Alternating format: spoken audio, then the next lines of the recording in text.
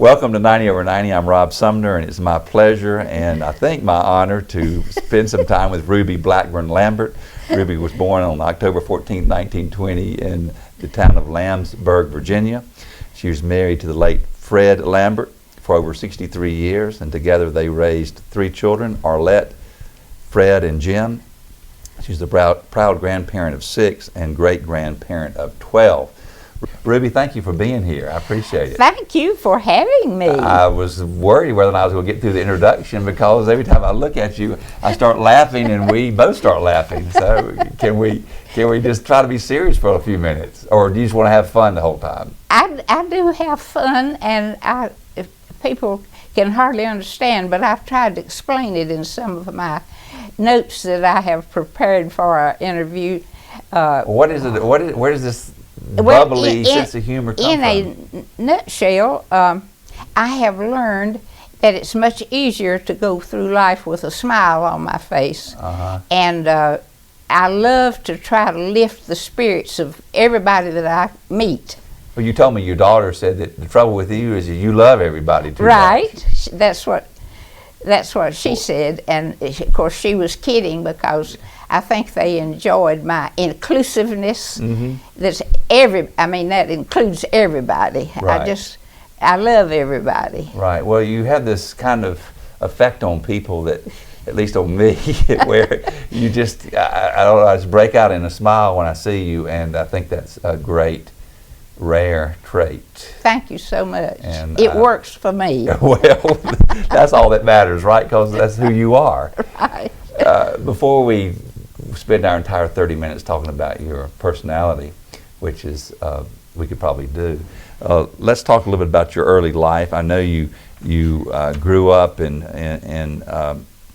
North Carolina. Right. You're a North Carolina girl through and through, and you kind of moved around a little bit at an early age. You ended up in Mount Airy. Tell me just a little bit about your family. You don't have to tell me about every move, but just tell me a little bit about your family, what you remember. Try to hit high spots. We were, I guess, what you would call middle class. We didn't know we lacked for anything, and we had everything we wanted and needed. But when the Depression came along, we lost our home. Daddy lost his job, and we became tenant farmers. And when my family gets together now, we say, weren't we lucky when Daddy lost his job and we lost our home and had to become tenant farmers? Because sounds like the way you would look at it. This opened the door to many opportunities that I look back and I don't see how they possibly could have occurred had we remained where we were. We were in a rural area, and we moved near Mount Airy so I could go to the city schools. We didn't move there so I could go, but that was a result of moving there. Were you a school-interested person? Oh, yes. In fact, they accused my father of not moving to this wonderful place that was available to us because they didn't teach physics. Oh. And I was supposed to learn physics. But we moved near Mount Airy, and my father had known a lot of the prominent citizens of Mount Airy by virtue of the fact that he had the kind of job that put him in touch with many people, and these people, looking back, I can appreciate that they were such a help to us throughout our lives, because when we needed, say, a recommendation, when my children needed recommendations for the colleges of their choice, we were able to get those. That's just one example of the way they were helpful to us. Well, why did you want to be, what was fun about being a tenant farmer? Well, that's hard work. I loved being a farmer, and my father set the tobacco, and if you, back in those days, they used a tobacco setter. I carried the plants in my arms, and I had to walk backward and dropping in one plant at a time, and then Daddy would step on the soil and cover the plant up. And so you were the tobacco plant dropper? Yes, and then when it came time to cure the tobacco, I was the stringer, because... Now, what is a stringer? They are the ones that tie the tobacco on sticks. And my father, I think he learned a way to cause me to really work hard was to brag on me. So he said he didn't want anyone else to string his tobacco because he was afraid they wouldn't fasten the twine securely and the barn might burn down if some of the tobacco fell down on the pipes. And you may not know what I'm talking about because I assume you're curing the tobacco. Yes, yes. And I just loved being a farmer. And in fact, for a long time, my ambition was to own a huge farm. I didn't want to do the work myself, but I wanted to say, you do this and you do that, because I knew what they were supposed to do to be successful at farming. Well, were you a bit of a tomboy? Were you outdoorsy, or you play with dolls? What kind of, you don't? Well, I love playing with dolls up to a point, but I wouldn't describe myself as a tomboy. I love being a girl, and I found out it had a lot of advantages because back in those days we swapped work, and you would swap work with your neighbors, and I never had any problem getting someone to come help us with whatever jobs we needed to do on the farm. You didn't use your girl. I'm afraid I did. Oh gosh, Ruby. Was that fair for the guys? Well, we tried to pay back at least some of it, but I'm afraid I've got a due date out there somewhere of some work I'm supposed to do. I suspect you do. So you would basically, what you're telling me is that when you needed some work to do, you would talk some local fellas into helping. Oh yes, I would put on my pitiful expression. Yes. And I you still have that, by the way. Yeah, I could make my chin tremble. Uh-huh. And that got me a lot of help. Still working for you, right? Pretty much. Yeah, I would say so. So you wanted to be a farm girl, but you were a good student. Tell me a little bit about your family, your relationship with your parents. If you want to talk about that, you may not want to. Oh yes, I love to talk about my parents because in my notes I have an article about the 15 pages of notes that you have about them. Okay.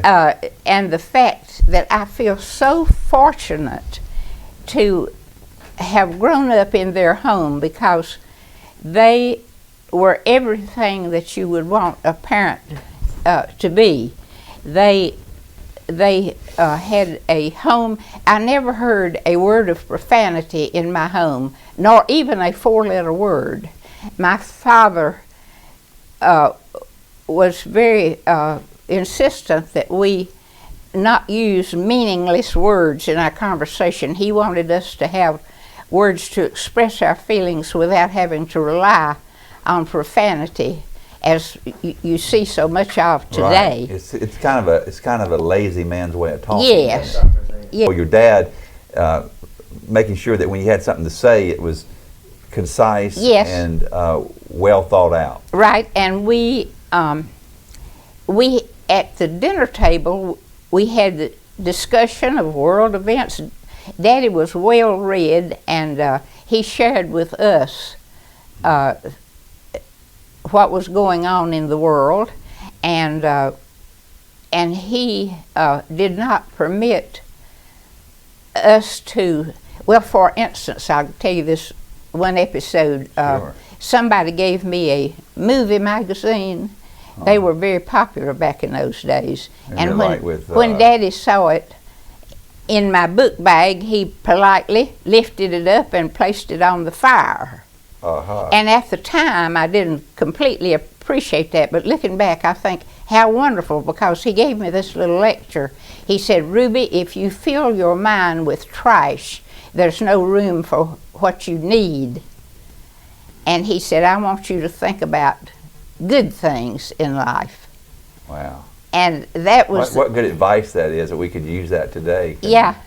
And well, maybe that explains a little bit about your bubbly personality, or maybe not, I don't know. Well, I don't know. I have tried to write down as many things as I can think of that I hope will be helpful to my children and grandchildren and great-grandchildren and on down the line. What are some of those things? Well, some of the things are, I'm frequently asked, what would be your advice as to living to be this age? And I said, I wasn't going to ask you that, by the way, but go ahead. My advice to my family and anyone else who's interested is don't do anything stupid. And that covers everything. I mean, that covers your spiritual life, your physical life, your emotional life. Just don't do anything stupid. But if you do find yourself doing something stupid, you know where to go. You go to God and ask Him for His forgiveness, and He will not only forgive you, but He will bless you for this. And we have numerous examples in the Bible of where people have done very foolish things, and yet they were blessed after they repented, and they were blessed with all kinds of wonderful activities. And well, I think you probably never had to worry about that because I'm sure you never did anything stupid, right? Oh, I'm afraid that's not true. Okay, well, you can, you don't have to tell me about any of those. But, what you consider that you can tell me? Because again, this is going to be on the internet for the entire world to see. What's the stupidest thing you think you ever did? Well, I think, looking back, I could think of several things, mostly in the realm of being too outspoken in some situations, that I would like to maybe take back my words. You should pull back a little bit. Yes. Right. And so I knew that was dangerous waters for me to allow myself to say whatever was on your mind. Was on my mind. And there's some value in that, of course. Oh yeah. So yes, under certain circumstances it's necessary. Right. But I would take back any unkind words that I've uttered in my lifetime, and anything that I have done that hurt anyone's feelings, I would. I don't think that happened very much. Ruby, what's the smartest thing you've ever done? The smartest thing. What's the smartest decision you ever made? Smartest thing I ever did. Actually. Was it marrying Fred? Well, I started to say that I have listed 14 miracles in my life that happened in my lifetime that I think it could only be called miracles because in order to be listed as one of my miracles or one of God's miracles, it had to be totally unexpected. It had to be a watershed event that nothing was the same after it happened. And then the third thing, it had to do good for everyone involved. And some of the things that were miraculous. That's a lot of miracles for one person. Well, it is, but see, that's spanning. It started when I was 2 years old, was my first miracle. Oh, what was that? And then I lived in Lambert, and a cousin of, and this is a strange thing that might be interesting to some people. My husband and I had almost identical experiences early in life, but we didn't know each other until I was 20 and he was 22 when we met. But when I was 2 years old and he would have been 4, both families had a visitor in the way of a cousin who had moved from our area to Guilford County. And they came back with these glowing reports. Mind you, none of us knew each other, of what wonderful farmland there was down in Guilford County.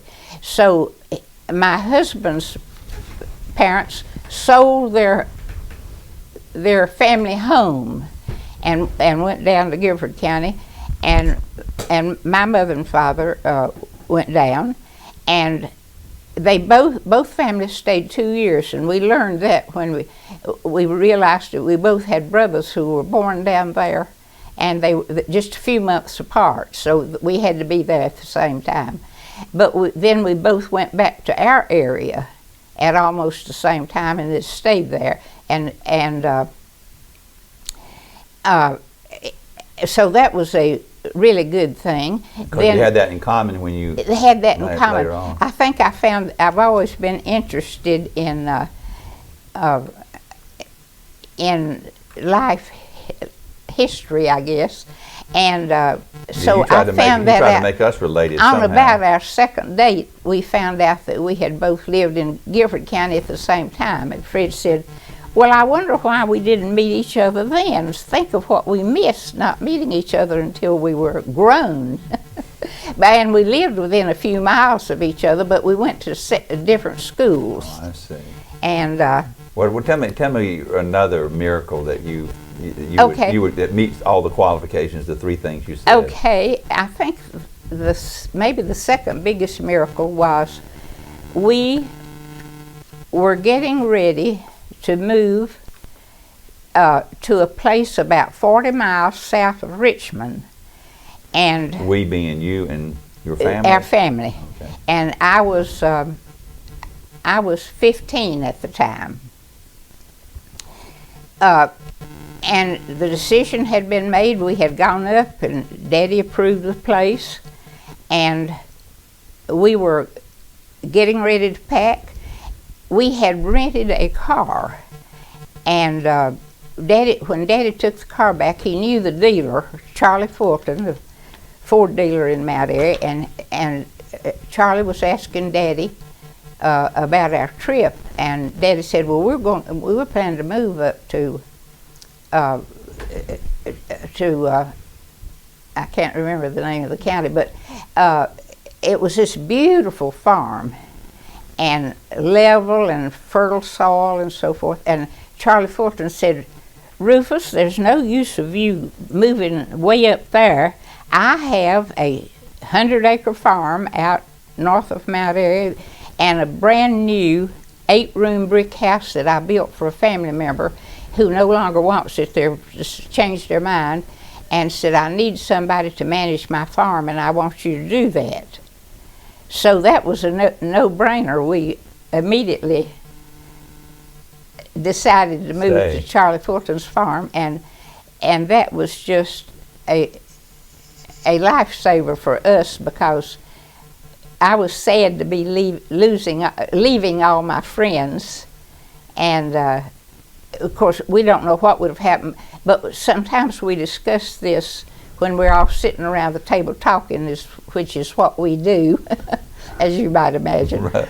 Not shocking. And we say, what if we had moved up there? See, I would never have met Fred, and so that's why it's a watershed event for you, because yeah, everything changed. Everything, right? Yeah, my whole life changed dramatically with that one miracle. Right. Tell me what kind of guy he was, why he was, because as you intimated that you had a lot of choices when it came to men.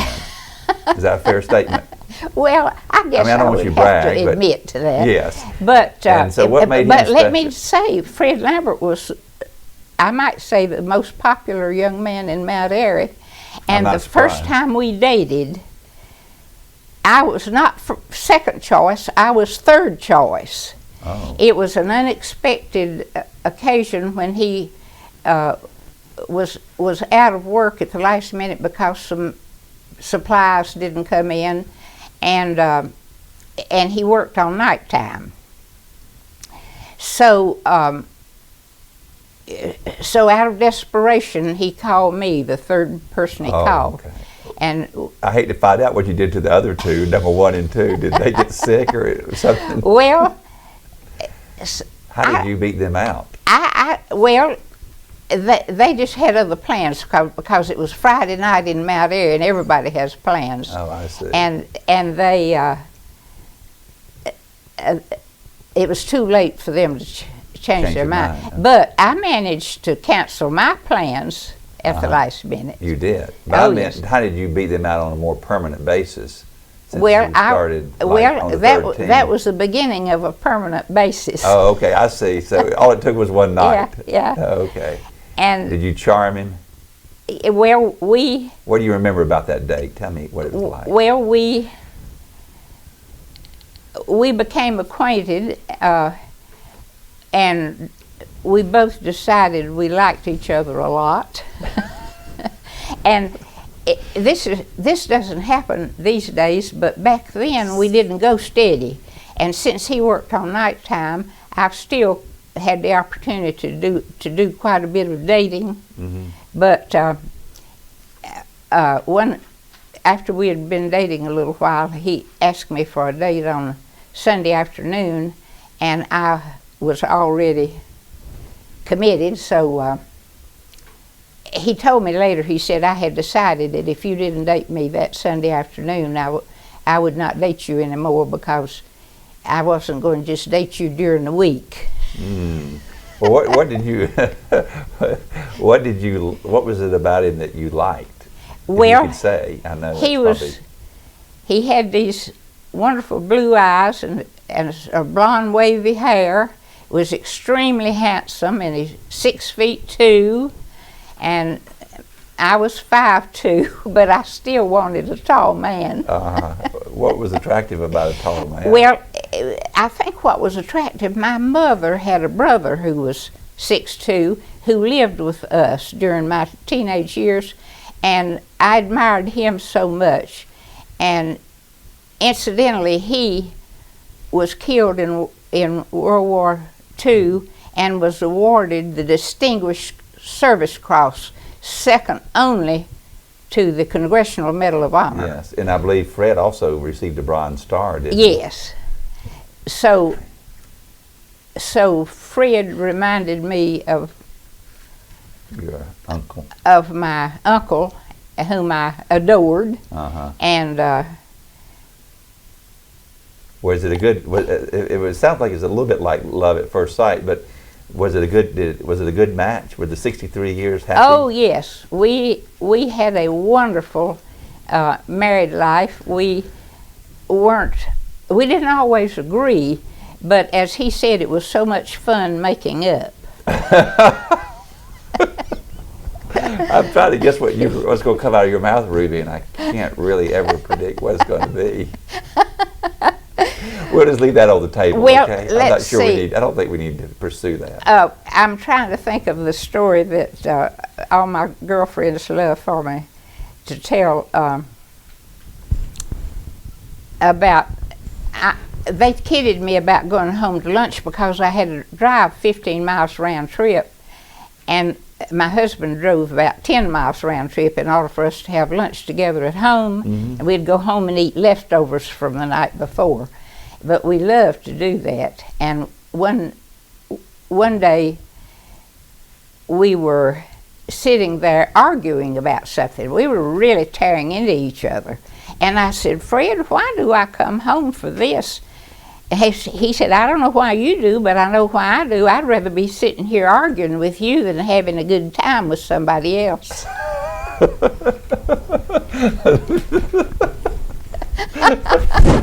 Well, I can't help it. I know. That's so true, though. Well, I know you miss him every day. Oh, yes. We are getting near the end of our time, and we haven't even talked about your life, but it's much more fun to me just to talk about Ruby and not to get into so much of the minutiae. I know you like history and you like talking about all the things that you did and so forth, but I'd rather, to me, it's much more interesting and I think engaging to just kind of dive into a little bit about why you are who you are. Do you have a bucket list? I want to ask you that. Is there anything that you want to do? Let me tell you this. I have a granddaughter, my last granddaughter to get married, got married this past October. Mm-hmm. And she was in her 30s and had just never found the right person, and she married this young Jewish man whom I adore. And he was worried about my acceptance of him, and they were discussing this, and she called me, and I said, put Michael on the phone. I said, Michael, you know what's number one on my bucket list? And he said, what could that be? I said, I want some Jewish grandchildren. He said, well, I think we can work that out. That's a great, I think, number one on your bucket list. And you're 96, right? Right. So that was very doable, I think. Your I found this thing here that I'd like to share. My church is not just important to me, it is essential. All right. In the 7 years I've been here, I've missed only the Sunday I happen to be in health care. If I am away visiting one of my children, church is a part of our activities, since this is sometimes the reason I'm away, because I continue to help teach a Sunday school class in my church in Mount Airy. And here at Arbor Acres, I'm frequently asked to speak to my United Methodist Women's group. I also attend Vespers on Sunday and Wednesday evenings. These activities are my North Star. Do you think that you maybe missed a calling to be a preacher? No, I think I have been where I could do what God had planned for me to do. Mm-hmm. I believe that. I have tried to convince people that life is fun, but it's pretty much what we make it. I love the idea of choosing to be joyous. My daughter said to me not long after my husband died, Mother, you can be just as miserable as you want to, because I was whining about missing him. And I said, well, I don't want to be miserable. I'm going to choose joy. And she found a book named Choose Joy, which she gave me. I don't see how it could ever be a problem with you, Ruby. It sounds like to me that you get out of bed every day choosing to choose joy. When I get out of bed, I'm a night owl, so I don't get up all that early, but I do get up at 7:30 and have breakfast, but then I jump back into bed and read the paper, and then I do my devotional, and my devotional comes from a book called Jesus Calling, and I share this with everybody that I can think of. It was given to me when I first came here by the woman who had just started work, but she's now head of our exercise activities at the fitness center. Mm-hmm. And the book, Jesus Calling, has these wonderful little short devotions, and I love to read that as my guidelines for the day. Uh-huh. And I know a lot of people that read this little book. In fact, you can pull it up on the internet.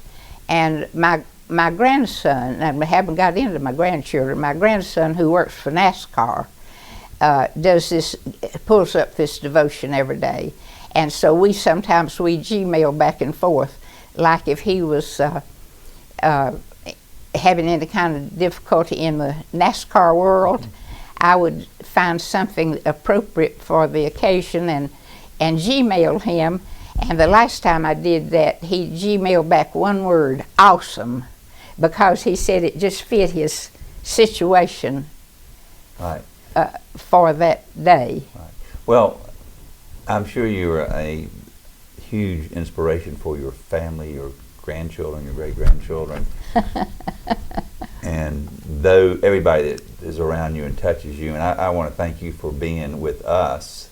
I wouldn't miss this for the world. I think it's been great fun for me, and I think our folks that watch these interviews will be inspired by your enthusiasm for life and all that you have shared with us today. I want to thank you so much. Thank you so much for everything, Ruby. It's been a pleasure meeting you. I hope you just continue to thrive in this place and continue to be joyous. Thank you so Thank you. much. Bye. Thank you.